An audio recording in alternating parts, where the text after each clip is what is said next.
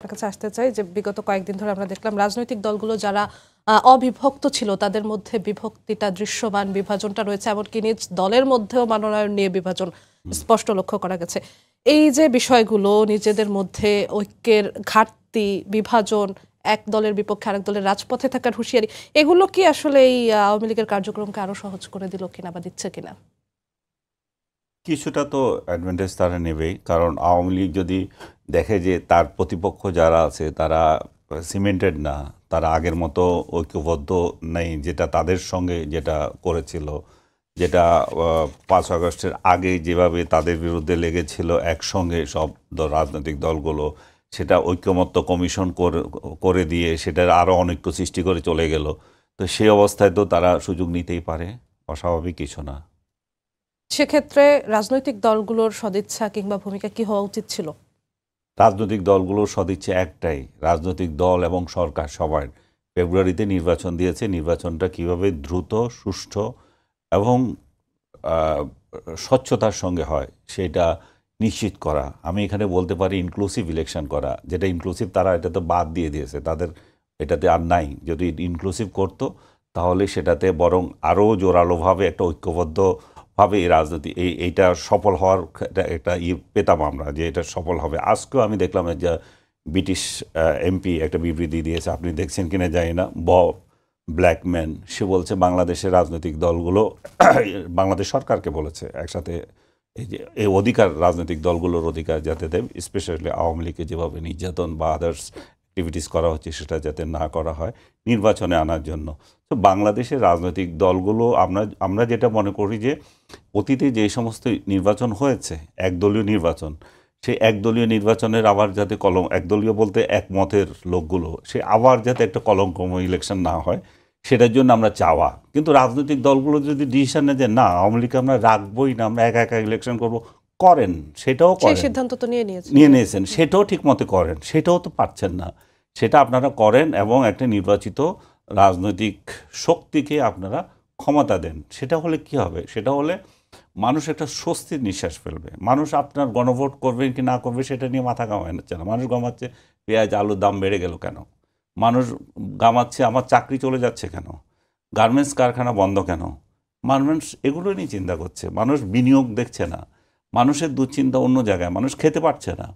মানুষ দেখছে যে গ্রামে আগে যে কলহ ছিল সেই কলহ থেকে 100 গুণ কলহ বেড়ে গেছে। মানুষ দেখছে অর্থনৈতিকভাবে সে বরাবর দুর্বল হয়ে যাচ্ছে। তো মানুষের চাওয়াগুলো আমরা যদি পূরণ করতে পারি, রাজনৈতিক দলগুলো যদি সেটা পূরণ করতে চায়, তাহলে অবশ্যই একটা নির্বাচিত সরকার দরকার। আর নির্বাচিত সরকারের একটাই মাধ্যম, সেটা জুলাই সনদ অমুক তমুক সেগুলো না, সবগুলোর উপরে হচ্ছে ইলেকশন। ইলেকশন প্রসেসে যাওয়ার জন্য যে স্ট্রাগলগুলো আছে, যে বাধাগুলো আছে, সেই বাধাগুলো ন্যূনতম সমঝোতার মধ্যে, ন্যূনতম বিরোধগুলো মিটিয়ে তারা কিভাবে নির্বাচনে যেতে পারে সেটা হচ্ছে বড় একটা টার্গেট।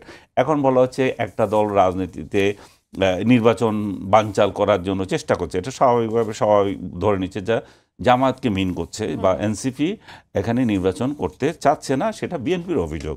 তো এই অভিযোগ খণ্ডনের দায়িত্ব আমি মনে করি যে যাদের বিরুদ্ধে অভিযোগ করছে তারা এই নির্বাচনে তারাও যে আগ্রহী যে ফেব্রুয়ারিতে নির্বাচনের জন্য, আমি ব্যক্তিগতভাবে মনে করি যে সব কটা রাজনৈতিক দলই আসলে ভিতরে ভেতরে চায় যে একটা নির্বাচন হোক, কিন্তু তারা উপরে উপরে তাদের অনেক বিরোধ, বিএনপি জামাত, যে তারা এই চায় ওই চায়, যে আমরা সবাই আগে সরকারকে চাপে রাখার কোনো কৌশল না, একজন আরেকজনকে চাপে রাখার জন্য, একজন আরেকজন থেকে বেনিফিট নেওয়ার জন্য, একজন আরেকজনকে ব্লেম দেওয়ার জন্য। এখন রাজনীতিতে যে খেলাটা চলছে সেটা আগে যেটা ছিল সেটা হচ্ছে 71-এর রাজাকার আর নন রাজাকার। এবারের রাজনীতিতে সেটা বোধহয় খুব চলবে না, কারণ আওয়ামী লীগ যেহেতু নাই, মুক্তিযুদ্ধের শক্তি নাই এখানে, তাহলে অমুক্তিযুদ্ধের শক্তি বলে যাদেরকে করা হয়, চিন্তা করা হয়, অবশ্যই বিএনপি অমুক্তিযুদ্ধের শক্তি না, কিন্তু সেভাবে যেহেতু জোরালো না, যেহেতু ওই ট্রেন্ডিংটা ওইদিকে চলে গেছিলো আওয়ামী লীগকে নিয়ে, এদের মধ্যে সে কে বিএনপি আর কে রাজাকার, কে মুক্তিযোদ্ধা আর কে রাজাকার, এটা এবার খুব বেশি জমবে না মনে হয়।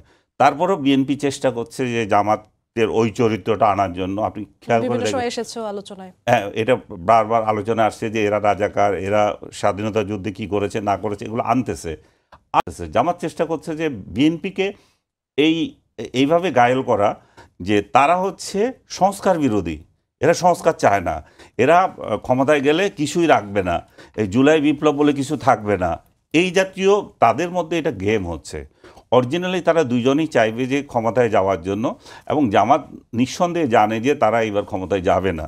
তারপরেও তারা প্রশাসন বলেন, শিক্ষা প্রতিষ্ঠান বলেন, নানা জায়গায় দখলদারিত্ব নিয়ে তারা কিভাবে একটা শক্ত প্রধান বিরোধী দল হিসেবে থাকে, তাদের সেই চেষ্টা থাকবে। আর বিএনপির তো অবশ্যই চেষ্টা থাকবে যে ক্ষমতায় যাওয়া। সেই ক্ষমতায় যাওয়ার খেলার মধ্যে আমরা কিছু শিকার হচ্ছে আর কি। এবং তারা যদি স্মুথলি যাচ্ছে না, সেই জায়গায় গেলে সবারই ভালো হবে, রাষ্ট্র একটা দিক নির্দেশনা পাবে, এবং সরকার যে একটা স্ট্রাগল করছে যে একটা নির্বাচন দিয়ে ওদের একটা নির্বাচিত সরকারের হাতে ক্ষমতা দেওয়ার জন্য, সেটাও সহজ হবে।